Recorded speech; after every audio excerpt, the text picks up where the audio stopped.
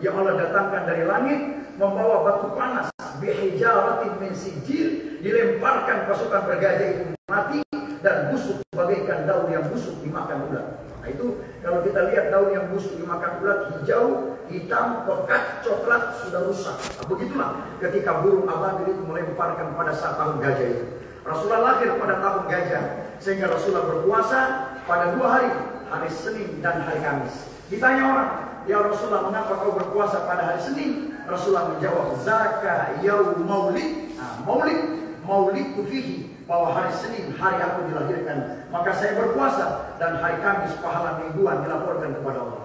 Sehingga itu ketika Abu Lahab itu paman Nabi, dia balikan namanya dalam Al-Quran, tabbat yada abi lahab wa tabba ma aghna anhu maluhu wa ma kasab sayasla naran zatal hadi wa mar'atuhu hammalatal hatab fi jidha hablum min masad. Celakalah Abu Lahab. Itu paman Nabi yang bahkan diringankan siksaannya setiap hari Senin karena dia gembira dengan lahirnya Rasulullah SAW. Rasulullah adalah seorang anak yatim piatu yang dia lahir pada saat lahir itu tidak ada ayah.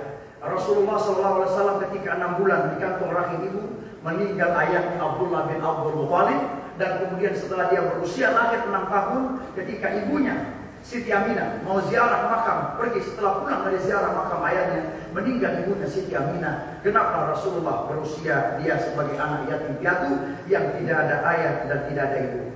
Rasulullah SAW ketika dia pada saat dalam jenjang kehidupannya, Rasulullah adalah seorang nabi, Rasulullah juga seorang panglima perang, Rasulullah juga seorang pemegang kunci Baitul Mal, Rasulullah juga memiliki istri lebih daripada 9. Ya. Jadi Rasulullah itu mengajarkan kita poligami yang benar, bukan poligami yang salah. Ya. Kalau ada orang poligami itu kadang sengaja dia poligami supaya meninggalkan istri pertama, bukan begitu maksudnya. Jadi poligami itu adalah ketika dia bisa adil. Kata orang bilang, Pak Ustadz, itu baru 1 istri sudah sukses. Bagaimana kalau 2 istri mungkin lebih sukses? Amin. Ya boleh kan tanya begitu deh, ibu yang kali habis kan, selesai. Ya kan? Selesai kan? Coba bertanya begitu deh, ibu yang kali. Apa orang bilang? Lebih baik minta maaf daripada minta izin Ustadz. Karena kalau minta izin, aduh kepala Ustadz. Lebih baik minta maaf juga. Jangan karena minta maaf, minta izin karena mati. Nah itu kan, jadi itulah. Jadi kalau poligami yang diajarkan Rasulullah SAW bukan menelantarkan, tapi Rasulullah pada saat itu bagaimana dia ajarkan? Bagaimana ketika ada janda-janda tua, ada orang yang suaminya mati di medan peperangan, itu karena mendesak, karena memang betul harus, bukan sekarang. Cari karena apa? Popularitas dengan nafsu belaka.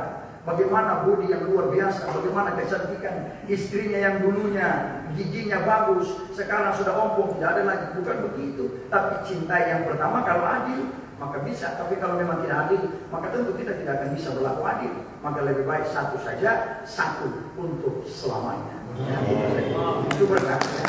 Insya Allah, itu yang Rasulullah ajarkan. Bukan berarti saya memihak dengan ibu ketua, ibu yang kali, bukan. Ya, bukan saya memihak, bukan. Saya Allah mau dicoba.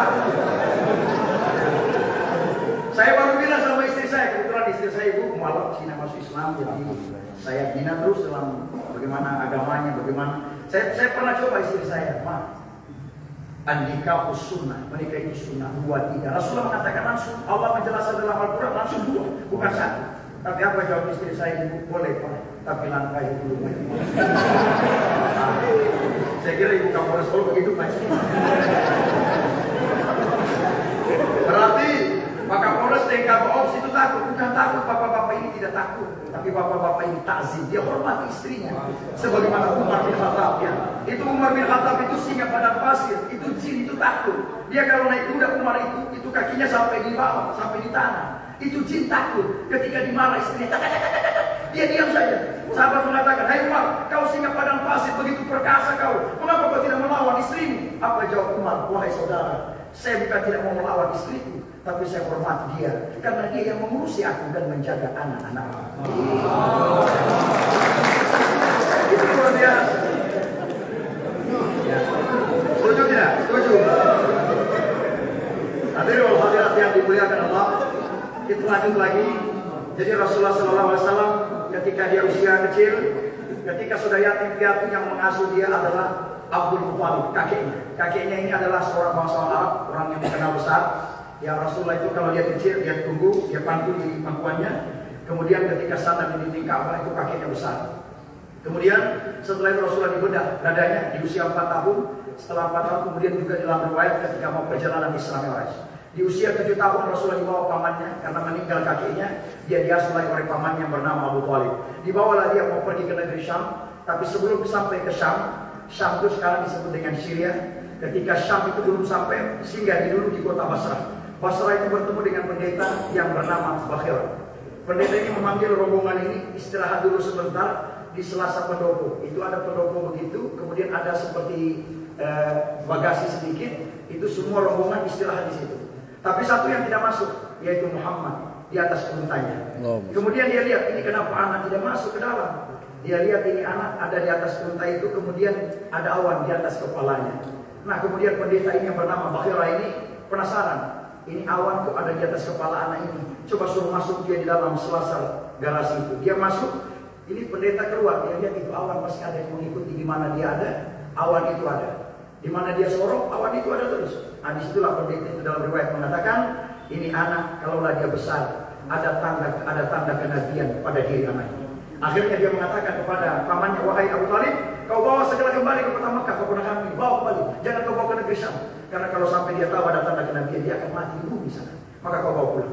Dibawa Rasulullah kembali dan berlangsung dia sampai usia 17-18, berapa kali peperangan yang Rasulullah ikuti, dan kemudian sampai usia 25 tahun. 25 tahun Rasulullah kemudian menikah, berkenalan dengan seorang wanita yang sudah berumur, namun dia kaya, ya. Dia kaya dan karena dia punya harta sehingga wajahnya meskipun sudah tua Siti Khadijah tetap wajahnya bening. Ya memang kalau orang ada harta wajahnya itu biar tua tetap bening. Kalau kita orang yang tidak ada harta benar. Memang beda ya, beda. Ini kalau kita yang biasa-biasa mungkin ya alis mata itu masih di bawah gitu ya. Tapi kalau sudah meningkat ya alis mata juga meningkat. Sebagaimana Tilong Kabila ya dia meningkat. Tidak apa-apa, itu bergaya itu wajar ya. Rasulullah SAW itu mengajarkan hidup di dalam rumah tangga, bukan cuma di luar. Rasulullah itu mengajarkan mengerti di luar, mengerti di dalam. Itu Rasulullah itu bukan cuma di luar, di antara dia pemimpin, dia sebagai panglima tidak. Di masjid juga dia tahu. Itu kalau Rasulullah imam, baca ayatnya itu tidak terlalu lama. Rasulullah sendiri yang mengajarkan, pendekkan bacaanmu kalau bisa ayat yang ditahu. Itu Rasulullah. Jangan orang begitu mentang-mentang dia pondok, mentang-mentang dia suara bagus, dia baca ayat. Sudah satu ayat Baqarah, surah Al-Baqarah, surah Yasin. Nah, percaya pada hari itu memang banyak. Tapi besok kalau dia imam sudah tidak ada lagi. Bukti di sana. Makanya itu ketika kita diajarkan Rasulullah, itu Khadijah adalah istri Nabi. Itu Khadijah kalau Rasulullah datang dari luar, itu dia sambut dengan kata-kata yang baik. Assalamualaikum ya Rasulullah. Apakah kau baik wahai suamiku? Begitu istri sambut suami dengan baik. Bukan ditanya mana hati, mana gaji, mana dosa. Harus begitu ya. Bukan serangan balik ini bukan. Bukan lagi saya mau lihat bapak-bapak bukan. Ini Nabi mengajarkan. Khadijah istri Nabi. Rasulullah datang itu pakai daster bagus itu Khadijah. Dasternya bagus, busana muslimahnya bagus, harum. Bayangkan harum. Tapi ada ibu-ibu bukan di sini yang di luar. Itu kalau sambut suami dia pakai daster seperti tembakan salvo. Bocor-bocor.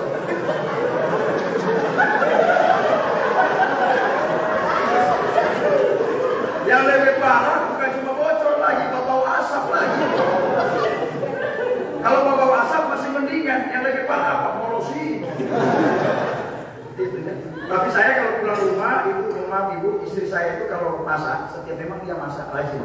Jadi setiap hari saya pulang itu saya selalu memuji istri saya. Dari luar itu saya habis buka sepatu saya bilang, mama, anak ibu ilaih. Saya sangat sayang dan cinta padamu. Setelah saya puji begitu, dia gembira, ibu dia gembira. Dia datang saya antar sayur puasa, dia masak. Biasa dia masak sayur asam atau dia masak sayur kelor. Ya.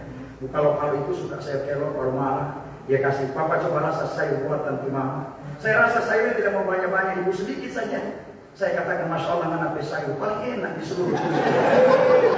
Setelah saya puji, pahala saya dapat. Saya puji, dia gembira, dia lanjut memasak. Setelah saya puji, saya pergi ke toilet, saya buang tadi yang sedikit. Kenapa? Karena sudah penuh dengan garam. Dan tidak mungkin kan saya mau bilang hari itu, tidak mungkin kan. Di sini biar ada Bapak Kapolres, ada pejabat. Coba kalau Bagaran baru bilang hari itu, Bagaran mana saya. Coba bilang hari itu, berani.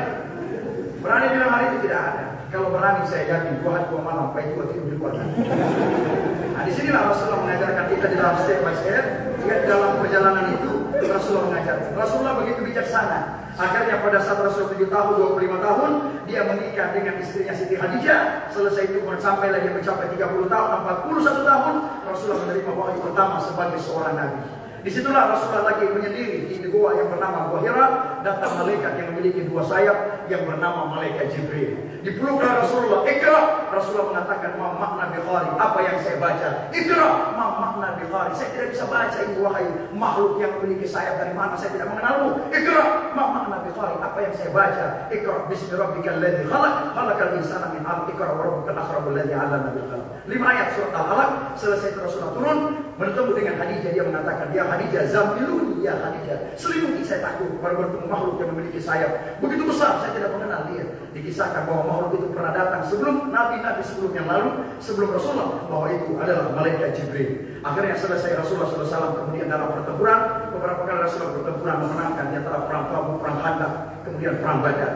Sampailah Rasulullah SAW di dalam perjalanan kesedihan di usia 50, meninggal istrinya Siti Khadijah. Pada saat itu Rasulullah mengalami 2 peristiwa duka, meninggal pamannya Abu Thalib dan meninggal istrinya Siti Khadijah. Di situ dikenal dengan perjalanan tahun yang disebutkan dengan Amul Hazmi, adalah tahun kesedihan. Rasulullah dihibur untuk berjalan-jalan melihat surga dan neraka. Rasulullah kemudian dihibur juga oleh Allah Subhanahu wa taala di dalam perjalanan itu bertemu dengan para nabi. Dan yang ketiga, yang intinya adalah Rasulullah pergi berangkat mengambil perintah sholat yang awalnya 50 rakaat. Rasulullah kemudian pada saat perjalanan sebelum Isra Mi'raj berangkat Rasulullah pada saat itu datang malaikat Jibril. Rasulullah lagi tertidur. Pada saat tertidur tiba-tiba ada yang menyentuh kakinya. Rasulullah kemudian terkaget, siapa ini? Muncul malaikat Jibril.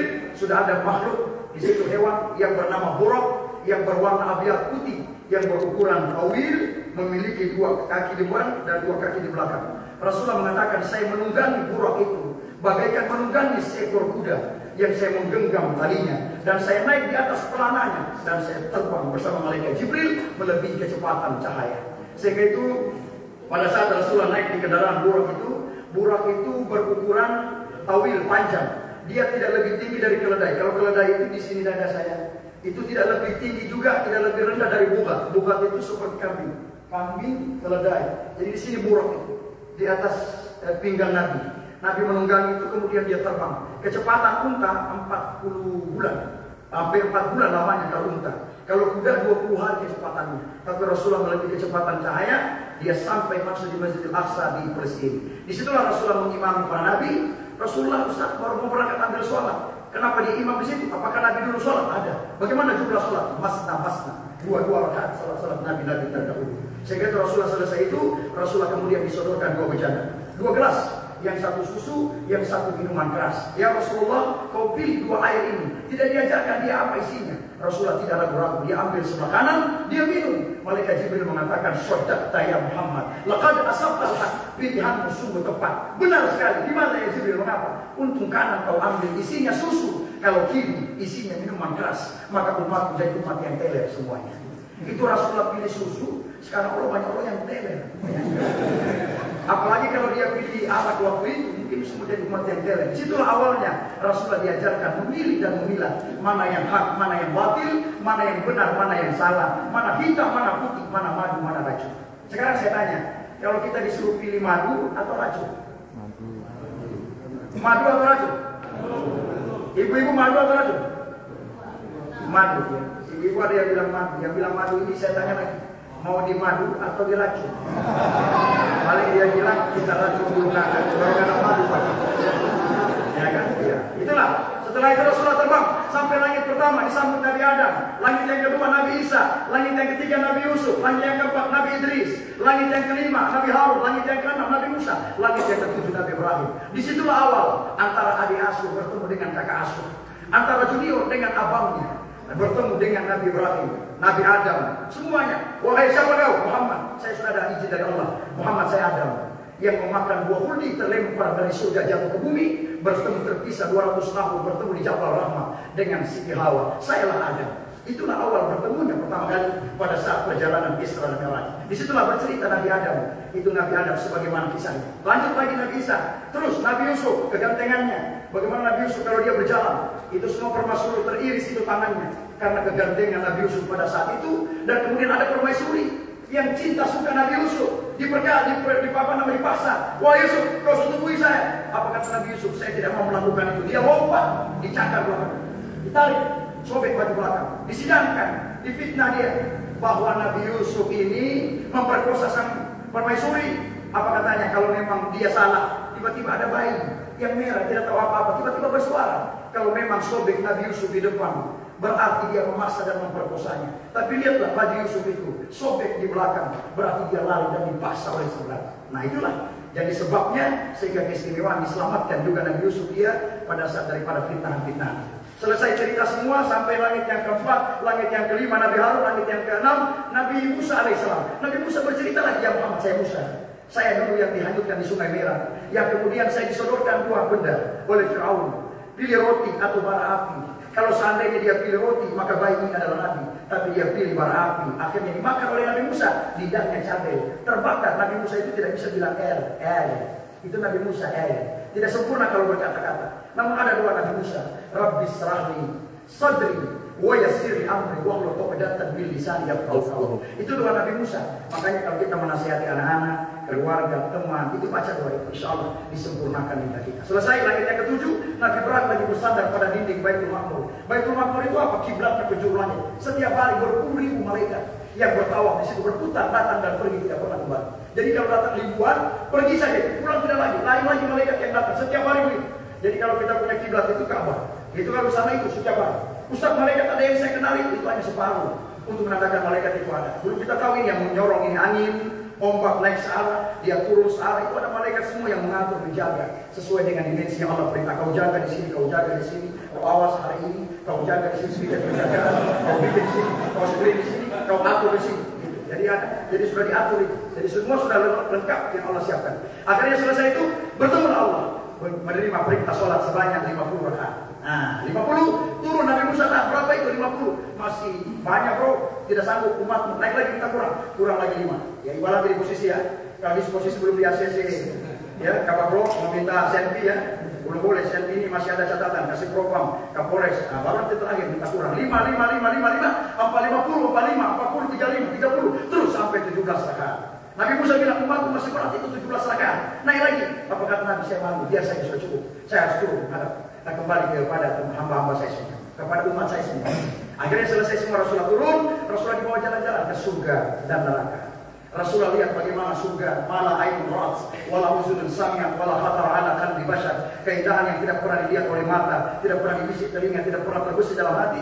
Semua indah yang ada di surga itu. Bagaimana di sana ada sungai susu, ada sungai arak yang orang tidak ada menstruasi atau tidak ada di sana lagi, tidak ada buang air besar. Itu di surga itu luar biasa. Itu Rasulullah melihat. Kemudian di neraka ada sekelompok kaum juga di situ yang lagi disiksa dan lain sebagainya. Selesai itu Rasulullah turun pulang, Rasulullah naik burak bersama malaikat Jibril untuk kembali ke Mekah. Sampai di pertengahan gurun pasir, Rasulullah di atas awan. Rasulullah melihat ke bawah. Ada rombongan kabilah unta yang menuju ke kota Mekah. Ada satu ekor anak unta tercecer di bagian belakang, terlilit surban berwarna merah. Rasulullah lihat dari langit.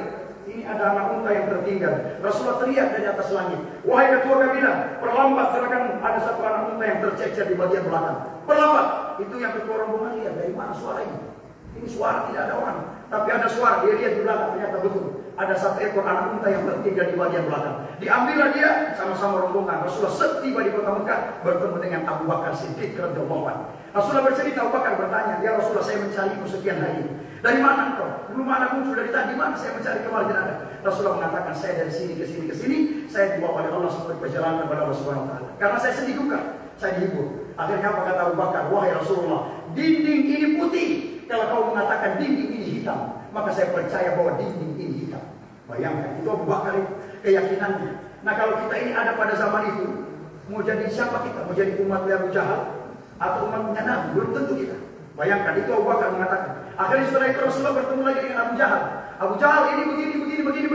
Abu Jahal apa yang mengatakan Abu Jahal? Hazal syairul majnun. Ini Muhammad adalah penyair yang gila. Bayangkan. Dia katakan Muhammad penyair yang gila. Akhirnya apa kata Rasulullah? Wahai Abu Jahal, saya tidak pernah ke Palestina, ke Masjid Al-Aqsa, saya tidak pernah. Tapi pintu masjid di sini jendela, di sini semua, di sini saya ikan buruk, di sini. Dia cerita, sebagaimana kita bercerita, sebagaimana pernah ke Jakarta, di sini Monas, di sini Istiqlal, di sini tempat wudhunya. Begitu Nabi bercerita dengan fasih. Akhirnya setelah itu Abu Jahal mengatakan, wahai Rasulullah, kalau memang kau istimewa, bolehkah kau membelah bulan?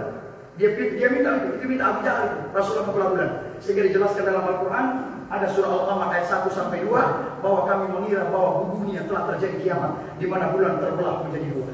Dan disitulah Rasulullah berdoa, bulan diturunkan, dibelah dengan tangannya, yang sebelah kanan muncul di bukit Abu Hubaid, yang sebelah kiri muncul di bukit Abu Haikaan, terbelah menjadi dua, dan dia menyatu sebagaimana sedia kala, dan dia naik seperti semula. Akhirnya Abu Jahal mengatakan, coba lihat, sihirnya Muhammad luar biasa. Hanya di sini yang terjadi, yang dari luar tidak merasakan. Ibaratnya Gorontalo saja yang tenggelam, yang di Manado tidak. Apakah Nabi kau tanyakan besok kabilah yang datang? Ditanyalah yang dari Jakarta, dari mana, tiba di situ. Akhirnya ditanya, bagaimana kalian melihat ada bulan terbelah kemarin? Mereka mengatakan, sungguh kami mengira bahwa dunia telah terjadi kiamat, di mana bulan terbelah. Yang kanan di bukit Abu Hubaid, yang sebelah kiri di bukit Abu Haikaan, terbelah menjadi dua, dan dia menyatu sebagaimana sedia kala. Nah, Abu Jahal, keraguan apa yang kau ragukan? Apa kata Abu Jahal? Haza syairul majnun, ini adalah penyair yang gila. Yang buka kepala angin dia ini. Untuk dia itu tidak ada. Kalau hanya ada susul agak pakai mau. Cari dia. Soalnya dia spring gas, ajar, tangkap. Itu tidak ada. Cuma yang ada mungkin Abu Nawas kali.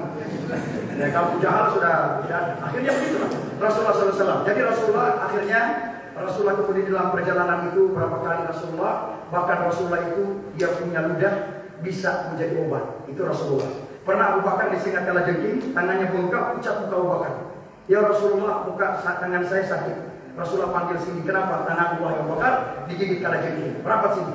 Rasulullah ambil ludahnya, dia usap tangan Abu Bakar, sembuh seketika. Bayangkan, itu ludah di Nabi. Kalau ludah di kita. Bayangkan, ludah Nabi Abu Bakar sakit apa? Sakit tangan sini, Rasulullah ambil langsung sembuh. Itu ludah Nabi. Tapi jangan ludah kasar Dimas. Sakit apa? Apakah bohong? Sakit mata Ustaz. Coba rasa ludah saya. Bukan sembuh mata bohong saya, tapi infeksi mata bohong. Jadi jangan coba-coba ya. Ludah kita itu kiamat. Jadi jangan coba. Apalagi dia 1 minggu tidak sikat gigi, kalau coba kuning lagi. Ada lagi yang bertanya ya. Itulah banyak yang bertanya. Ustaz, saya dengar kalau berpuasa bau mulut orang yang berpuasa bagaikan minyak ambar kasturi. Itu betul, itu ada dalilnya, ada ayat, ada itu ada, betul. Ada dalilnya, bau mulut orang yang berpuasa seperti minyak ambar kasturi harumnya. Tapi saya perjelas di hadapan Allah, bukan di hadapan. Jangan lupa sekarang. Lupa sekarang. Selesai. Wajib sudah pas waktu. Sudah kita tambah sedikit lagi. Akhirnya Rasulullah SAW ketika dalam dimensi perjalanan maulid, apa yang sebenarnya disebutkan? Maulud atau maulid? Nah, maulud, Rasulullah lahir. Rasulullah manusianya, ibunya melahirkannya. Itu kehendak takdir Allah. Apa boleh ditahan maulud? Tidak boleh. Ibu-ibu sudah keluar ya. Maka Nabi lagi tahan. Itu namanya maulud. Lahirnya Nabi, nabinya yang kedua. Kemudian maulid. Maulid itu apa? Adalah menunjukkan hari, bulan, tahun kelahirannya. Sehingga Rasulullah wafat juga pada hari Senin, tanggal 12 Rabiul Awal pada tahun ke-11 Hijriah. Di mana? Di kota Madinah. Rasulullah SAW adalah seorang manusia sejati yang bahkan pada saat sebelum kematiannya datang dua manusia yang datang yang gagah perkasa mengetuk pintunya. Tiba-tiba Fatimah keluar melihat siapa ini. Rasulullah mengatakan, bukalah pintu itu nak. Dialah yang menghentikan siang dan malam. Dialah yang menghentikan semua perjalanan manusia. Yang atas perintah Allah dia turun. Berarti itu malaikat maut. Iya, suruhlah dia masuk ke dalam. Begitu gagah dia masuk seperti manusia, kemudian berbisik kepada Rasulullah Muhammad. Wahai Muhammad, berpuluh ribu malaikat menyambut kedatangan. Pintu semua terbuka langit, malaikat menanti kedatangan. Bukan itu. Aina Jibril. Di mana Jibril? Ada di atas langit menunggu kedatangan. Kenapa dia tidak mau datang? Turunkan di sini. Malaikat Jibril kemudian mengatakan, saya tidak tega melihat bagaimana keadaan ya Rasulullah. Kalau pada saat sakaratul maut sampai pada saat dicabutnya roh itu, fatafa'na fil ruh, dari kaki naik sampai ke lutut, sampai ke pinggang, sampai ke perut dadanya. Rasulullah mengatakan inna lillahi sakarat, bahwa kematian itu ada yang disebutkan dengan sakaratul maut, yang sakitnya seperti 300 kali bacokan pisau yang tajam, pedisnya luar biasa. Sehingga itu ada doa yang diajarkan kita, Allahumma hawwin alaina fi sakaratil maut, hawwin alaina fi sakaratil maut. Minta keringanan ya Allah, ringankan saja. Kalau 300 cincangan sakit, 1 kali cincangan saja, atau ringankan bagaikan cabutan benang di antara kain sutra yang dia ringan seringan-ringannya. Dan akhirnya Rasulullah sampai di tenggorokan, rohnya dicabut, dia mengatakan ummati, ummati, ummati, umatku, umatku, umatku. Sampai di dalam perjalanan Rasulullah mengatakan akan ada suatu masa dia akan mandi di telagaku nantinya. Kata sahabat, apakah kami ya Rasulullah? Rasulullah mengatakan, la anta ashabi, kalian adalah sahabat, tapi akan mandi di telagaku adalah ikhwani, saudara-saudaraku, mereka yang tidak melihat bagaimana rupa, bagaimana mukjizat, bagaimana wahyu diturunkan. Mereka tidak melihat, tapi mereka jauh lebih beriman kepada aku dan dia dan rindu pada. Itulah kita semua yang ada di masjid ini, insya Allah kita termasuk pada golongan-golongan ini. Allahumma sholli ala sayyidina Muhammad wa asri li zalimin bi zalimin. Sama-sama. Allahumma sholli ala sayyidina Muhammad wa asri li zalimin bi zalimin wa akhrijna min bainihim salimin wa ala alihi wa sahbihi ajma'in. Sebagai penutup, bagaimana Rasulullah cinta kepada kita umatnya. Rasulullah pernah dilempari batu oleh kaum Taif, patah gigi gerahangnya, kemudian pelipis matanya robek. Kemudian pada saat gigi gerahang patah, Rasulullah jalan terseok-seok, kakinya hampir sakit yang luar biasa. Rasulullah setiap gigi gerahang patah, darah pecah, Rasulullah menahan darah jangan sampai jatuh ke tanah. Akhirnya Rasulullah SAW kemudian tiba ditahan darahnya. Rasulullah dilihat oleh sahabat, sahabat membiarkan dulu. Pada saat itu Rasulullah mengusap darahnya, dan akhirnya mengucur darah yang begitu jelas dari pelipis mata, dilempar oleh kaum Taif. Dilempari terus sampai mengucur darah semakin banyak. Rasulullah kemudian berusaha menahan tangannya dan dia menahan darah dan diusap pada wajahnya, dan dia tidak mau darah itu jatuh sampai ke tanah. Akhirnya sahabat bertanya, ya Rasulullah, mengapa darah engkau tahan jangan sampai jatuh ke tanah ya Rasulullah? Biarkan darah jatuh. Akhirnya apa kata Rasulullah? Wahai sahabat, aku mendengar apa yang dikatakan oleh malaikat Jibril.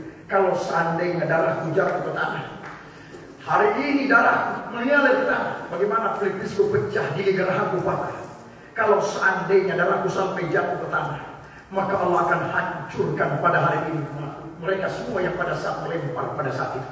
Dan aku tidak mau begitu. Dan malaikat Jibril menawarkan bantuan, ya Rasulullah, angkat tanganmu pada hari ini, berdoa. Aku memiliki 2 sayap. Yang sayap kanan bagaikan Jabal Nur, gunung yang begitu besar.